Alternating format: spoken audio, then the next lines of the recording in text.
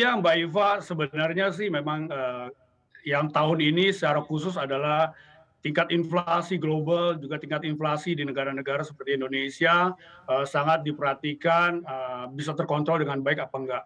Terus kemarin hari Jumat inflasi Amerika yang naik sampai 8,6% year on year itu juga lumayan mengkhawatirkan. Walaupun kita lihatlah apakah gejolak tren dari inflasi ini akan terus tinggi seperti ini atau bisa melemah menjelang akhir tahun 2022 ya.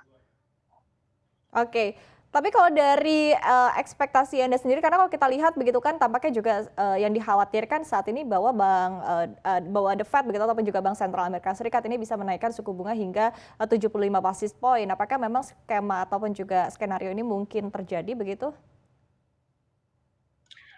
Iya, sebegitu jauh perkiraan kami bahwa kenaikan bunga Fed di minggu ini masih sekitar 50 basis point.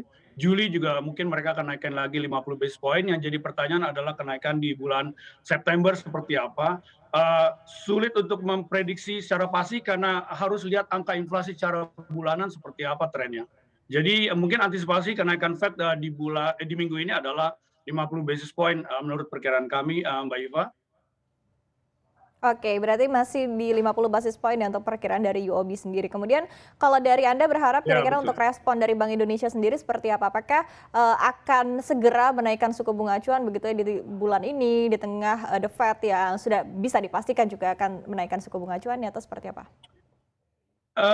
Berita bagus dari Indonesia masih tingkat inflasi masih dalam rentang range 2-4%. Mungkin yang terakhir itu angkanya 3,55%, jadi masih di bawah kurang lebih target dari Bank Indonesia lah.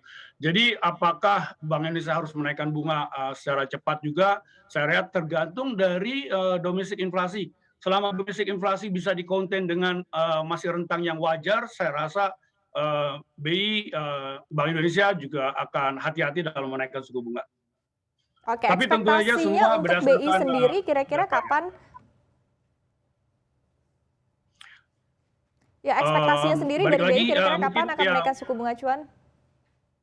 ya balik lagi Mbak Iva. Kemudian dengan, volatilitas secara global saat ini, kemudian juga ditambah dengan adanya potensi mungkin nanti tekanan juga begitu bagi perekonomian kita di tengah kenaikan, suku bunga dari The Fed sendiri, Anda melihat kira-kira sebetulnya kekuatan dari perekonomian kita, bisa kita lihat juga mungkin dari pasar keuangan sendiri seperti apa sih? Iya, iya. Jadi ada beberapa faktor yang membuat kita juga masih positif, masih yakin dengan kestabilan perekonomian Indonesia. Pertama adalah saya bisa sebut adalah faktor eksternal kita masih kuat kan.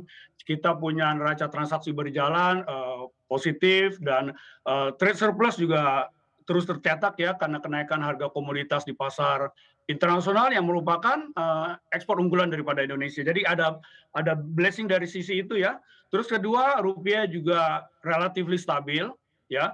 Dan ketiga adalah salah satu yang menarik ini yield obligasi pemerintah Indonesia masih menarik loh, ya kan? Dibandingkan tingkat obligasi yield obligasi pemerintah negara di Asia dikurangin inflasi masih positif returnnya, jadi masih menarik lah.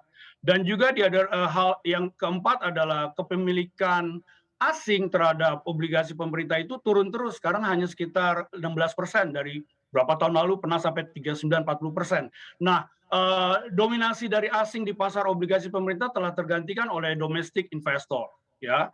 Mungkin juga termasuk Mbak Iva yang juga beli obligasi pemerintah. Oke, tapi kalau dari rupiah sendiri Anda melihatnya kira-kira seberapa kuat begitu kita bisa bertahan mungkin di rentang di bawah level 14.700? Karena kalau kita lihat untuk hari ini saja bahkan sudah semakin mendekati level 14.700. Ya, saya harus akui sangat-sangat menantang kondisi sekarang ini dengan tingginya inflasi di Amerika.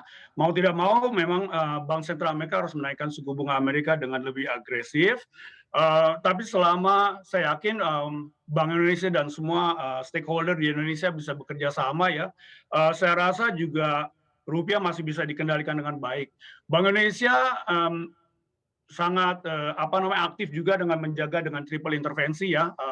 Mbak Iva tahu itu dengan intervensi di pasar spot, intervensi di pasar DNDF, dan juga intervensi di obligasi pemerintah untuk mendukung stabilitas rupiah secara umumnya lah. Jadi saya masih positif bahwa riak-riak seperti ini masih bisa dihandle dengan lumayan baik lah. Kalau juga dibandingkan dengan negara Asia lainnya. Karena jangan lupa kita juga dapat hal yang baik dengan kenaikan komoditi yang merupakan unggulan ekspor dari Indonesia sendiri. Jadi ada blessing dari sisi sana saya lihat ya.